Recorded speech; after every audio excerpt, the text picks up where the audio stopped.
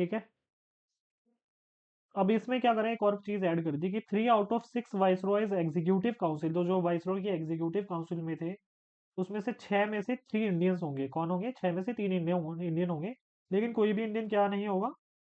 CIC, that is commander in chief नहीं होगा, या फिर इंडियंस को कमांडर इन चीफ बनने की इजाजत अभी भी नहीं मिली। तो इनकी रिप्रेजेंटेशन तो बढ़ाई गई एग्जीक्यूटिव काउंसिल में, लेकिन कमांडर इन चीफ बनने की परमिशन नहीं दी गई। फिर बात करते हैं सेपरेट इलेक्टोरेट्स, इन्होंने इंक्रीज करा, सेपरेट इलेक्टोरेट्स इंक्रीज करा। अब किस किस को दे दिया इन्होंने सेपरेट इलेक्टोरेट्स? सिक्स को दे दिया। सिख जो होते हैं हमारे, Indian Christians, Anglo Indians, Europeans के लिए भी सेपरेट इलेक्टोरेट्स इन्होंने स्टार्ट कर दिया from the Indian council act of 1919 से। फिर इस वाले एक्ट ने क्या बोला कि भाई 10 साल बाद एक स्टैट्यूटरी कमीशन बनाइएगा, 10 साल बाद एक कमीशन बनाइएगा जो कि क्या करेगी, देखेगी कि ये जो हमारा इंडियन काउंसिल एक्ट ऑफ 1919 है ये ढंग से वर्क कर रहा है या फिर नहीं कर रहा, और अगर अच्छे से वर्क नहीं कर रहा तो क्या क्या हमें रिफॉर्म्स लेकर आने हैं। सबको समझ आ रहे हैं? तो जो हमने सुना है ना, गो साइमन गो, या फिर जो साइमन कमीशन थी, वो यही कमीशन की बात हो रही थी। ठीक है, जो साइमन कमीशन है वो इसी एक्ट से निकली है, मतलब इसी एक्ट ने बोला था कि एक 10 साल बाद एक कमीशन बनाइएगा जो कि क्या करेगी हमारा, ये डिसाइड करेगी कि भाई ये जो इंडियन काउंसिल एक्ट ऑफ 1919 है ढंग से कह सकते हो अपना परफॉर्म कर रहा है या फिर नहीं कर रहा है, या फिर इसमें कुछ चेंजेस लाने हैं तो फिर कैसे लाने हैं। तो उसके लिए हमारे एक स्टैट्यूटरी कमीशन का इन्होंने एक प्रोविजन दिया। फिर इसमें इन्होंने क्या करा, लिमिटेड फ्रेंचाइज टू पीपल दिया, फ्रेंचाइज देना स्टार्ट कर दिया फ्रॉम दिस एक्ट। ठीक है, to people based on property, tax and education. तो क्या एडल्ट फ्रेंचाइज था? एक पर्टिकुलर एज पे वोटिंग राइट था? नहीं। तो वोटिंग राइट किस बेसिस पे मिला? प्रॉपर्टी पे, टैक्स पे, एजुकेशन पे, मतलब क्वालिफिकेशन सेट कर दिया कि भाई इतने पर्टिकुलर, यही पर्टिकुलर पर्सन जो है वो वोट कर पाएंगे। फिर उन्होंने एस्टेब्लिश करा एक पब्लिक सर्विस कमीशन, इन्होंने सेटअप करा इन 1926 फॉर रिक्रूटिंग सिविल सर्वेंट्स। तो इंडिया में इन्होंने क्या क्या एक एस्टेब्लिश करा, पब्लिक पब्लिक सर्विस कमीशन।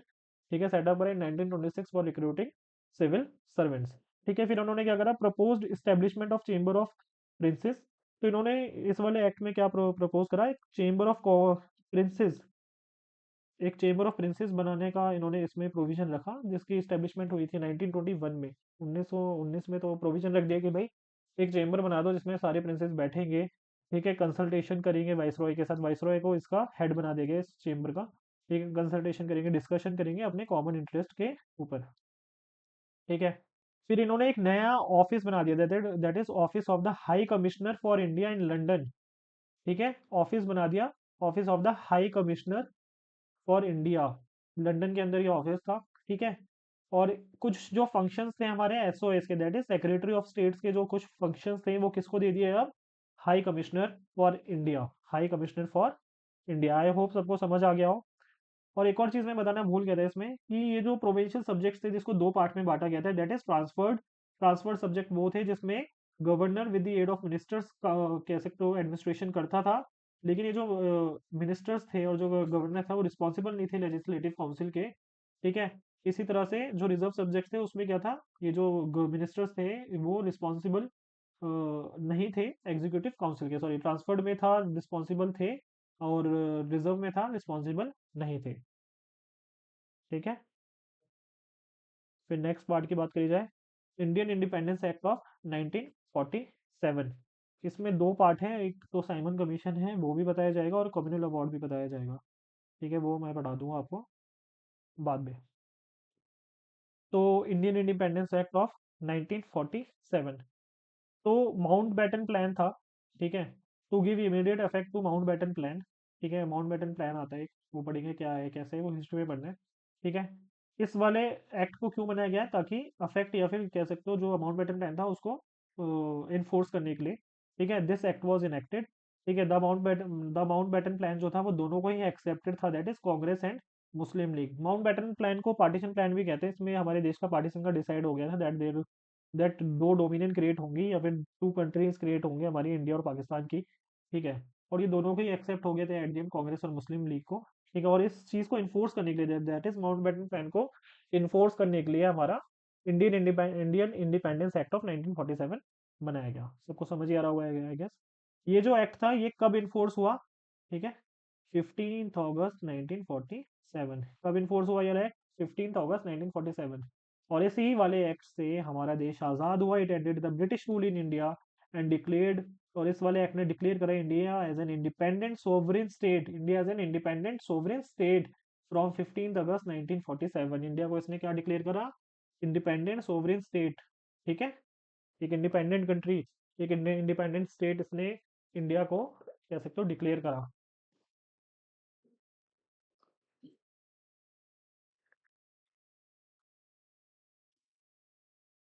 लेकिन इंडिपेंडेंस तो मिली हमें, लेकिन साथ में एक बहुत दुर्भाग्य की चीज थी जो कि इसी एक्ट में लिखी गई थी। पार्टीशन ऑफ इंडिया हुआ इनटू टू इंडिपेंडेंट डोमिनियंस। ठीक है, ब्रिटिश इंडिया जो था, जो कि बहुत बड़ा कह सकते हो एरिया था, उसको इसको डिवाइड करा गया टू इंडिपेंडेंट डोमिनियंस में। ठीक है, एक तो बना हमारा हमारा जो खुद का देश है, that is dominion of India, and दूसरा था डोमिनियन ऑफ पाकिस्तान।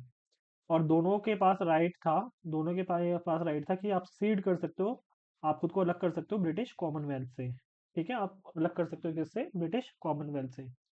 ठीक है, फिर इस एक्ट में बोला गया governor general and governors now nominal head to act as act on the advice of the council of ministers on all matters. तो टेम्परेरी पीरियड के लिए बेसिकली गवर्नर जनरल और जो गवर्नर्स थे, वो अब एक नॉमिनल हेड उन्हें बना दिया गया, जो कि एड मतलब एक्ट करते थे किसकी? Advice of the council of ministers on all matters. ठीक है, it discontinued the appointment of civil services and reservation of post by the secretary of state. तो जो सेक्रेटरी ऑफ स्टेट था पहले, जो रिजर्वेशन करता था पोस्ट की, सिविल सर्विस सिविल सर्वेंट्स की, और जो रिक्रूटमेंट होती थी, वो भी इस वाले एक्ट ने बंद कर दिया। तो जो चूज करता था secretary of state civil servants को, वो वाला ये प्रोविजन भी इन्होंने बंद कर दिया फिर इस वाले Indian independence of act of 1947 में। इसने एबोलिश कर दिया the office of vice Roy, जो ऑफिस ऑफ वाइस रॉय था वो इन्होंने बंद कर दिया। ठीक है, खत्म कर दिया, बंद सही वर्ड नहीं होगा, खत्म कर दिया। और गवर्नर जनरल बना दिए हैं दोनों ही, that is for governor general का प्रोविजन दिया for each dominion was to be appointed by the British king on the advice of the dominion cabinet. तो जो ब्रिटिश किंग था, वो किसकी एडवाइस से? जो डोमिनियन कैबिनेट था उसकी एडवाइस से क्या बनाएगा? गवर्नर जनरल को अपॉइंट करेगा। तो वाइस रॉय हटा दिया, क्या लेकर आगे? Governor general. इस वाले एक्ट में Indian independence act of 1947। Constituent assembly of two dominions to adopt any and frame any constitution and repeal any act of British parliament including Indian independence act of 1947। तो ये वाला तो सबको खैर समझ आ गया होगा। आप लोगों को पता है कि जो माउंट बेटन थे, वो इंडिया के लास्ट वाइस रॉय तो थे, लेकिन first governor general, independent India के फर्स्ट गवर्नर जनरल भी थे। इंडिपेंडेंट इंडिया के फर्स्ट गवर्नर जनरल की अगर बात करी जाएगी तो वो हमारे कौन थे? Mountbatten. और पाकिस्तान का कौन था? इंडिपेंडेंट पाकिस्तान का कौन था? मतलब खैर इंडिपेंडेंट तो क्या ही है उसका ना। तो पाकिस्तान का कौन था गवर्नर जनरल? मोहम्मद अली जिन्ना, बिल्कुल सही, मोहम्मद अली जिन्ना। तो अब बात करते हैं इंडियन इंडिपेंडेंस एक्ट की। ठीक है, तो इन्होंने क्या करा? कॉन्स्टिट्यूएंट असेंबली को, जो कॉन्स्टिट्यूएंट असेंबली थी वो पढ़ेंगे नेक्स्ट चैप्टर में। ठीक है, इसको बोल दिया कि भाई आप कुछ भी, कोई भी कॉन्स्टिट्यूशन कह सकते हो आप बनाओ अपने लिए, एनी टाइप का कॉन्स्टिट्यूशन बनाओ। ठीक है, और जो भी ब्रिटिश पार्लियामेंट के द्वारा बनाए गए रूल है उसको इसको रिपील कर सकते हो, उसको रिमूव कर सकते हो। ठीक है, और इवन ये जो एक्ट है इसको भी रद्द कर सकते हो, ये एक्ट भी एप्लीकेबल नहीं होगा आप अगर कॉन्स्टिट्यूएंट कॉन्स्टिट्यूएंट असेंबली चाहेगी। ठीक है, फिर इसने एम्पावर करा, इसने पावर मतलब दी किसको? किसको? कॉन्स्टिट्यूएंट असेंबली दोनों ही डोमिनियन की, that is India and Pakistan, to legislate for their respective territories till new constitution drafted and enforced. ठीक है, सबको समझ आ रहा है? इसने एम्पावर करा the constituent assembly of both the dominions to legislate for their respective territories till new constitution drafted and enforced. ठीक है, तो सबको समझ आ गया? तो कॉन्स्टिट्यूएंट असेंबली के दो दो काम थे। एक तो काम हमारा क्या हो गया? एक तो काम था हमारा कॉन्स्टिट्यूएंट असेंबली का कि भाई कॉन्स्टिट्यूशन बनाना।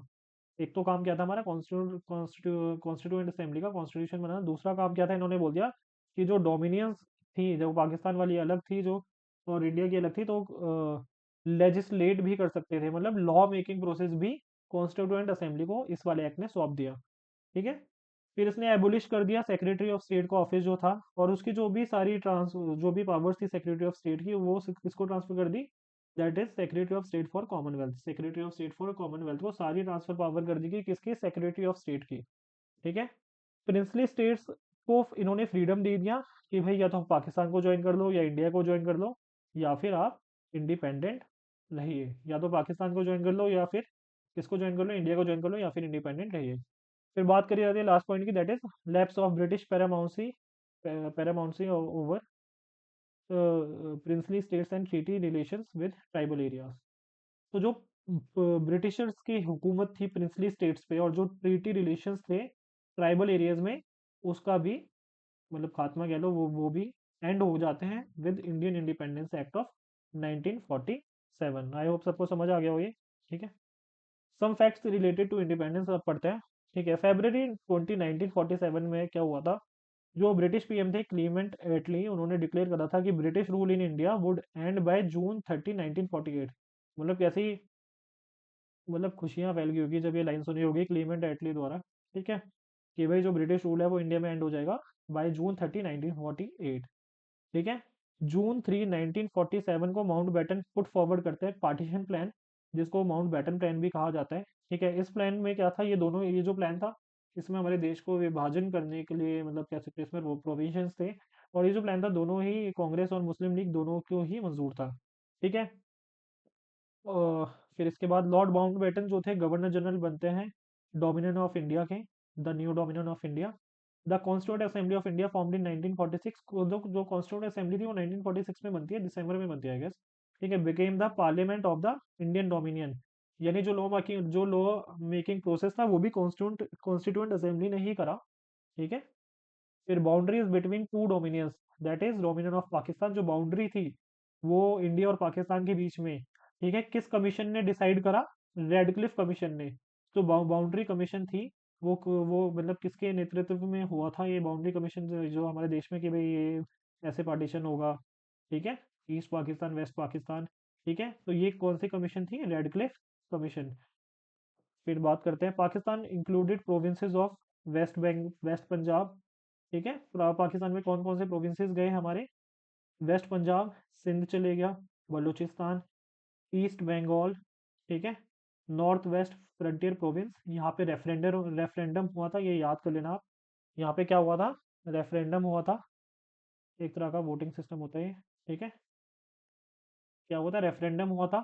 और सिलेट डिस्ट्रिक्ट था आसाम का, जहाँ पे रेफरेंडम हुआ था, और दोनों ही नॉर्थ वेस्ट फ्रंटियर प्रोविंस और सिलेट डिस्ट्रिक्ट ऑफ आसाम में जो रेफरेंडम था वो किसके साथ गया डिसीजन उसका, उसका ये डिसीजन गया that we will go to Pakistan, we will join Pakistan.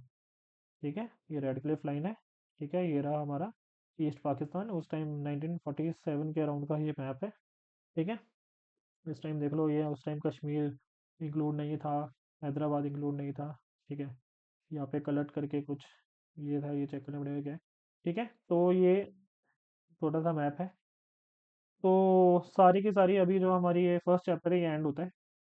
अगर आप लोगों को कोई भी डाउट है, अगर आप लोगों को लगता है कि किसी भी से जो भी हमारा एक्ट है, जो डिफरेंट एक्ट्स हैं, अगर इसकी किसी भी एक्ट की अगर आपको दोबारा क्लास चाहिए तो आप कमेंट सेक्शन में इन्फॉर्म कर सकते हैं, हम एक क्लास, स्पेशल क्लास दोबारा से ले सकते हैं। अगर आपको कोई फीडबैक देना है या फिर कुछ भी इशू लगता है आपको किसी भी लेक्चर में वॉइस से रिलेटेड, या फिर आपको लगता है कॉन्सेप्ट्स में और डिटेल में जाना चाहिए, तो वो भी आप कमेंट कर सकते हैं। और वे ऑफ टीचिंग में अगर कुछ इंप्रूवमेंट चाहिए आपको तो वो भी आप हमें कमेंट सेक्शन में बता सकते हैं। चलो थैंक यू, फिर नेक्स्ट चैप्टर में मिलेंगे हम मेकिंग ऑफ द कॉन्स्टिट्यूशन में। ठीक है, ओके।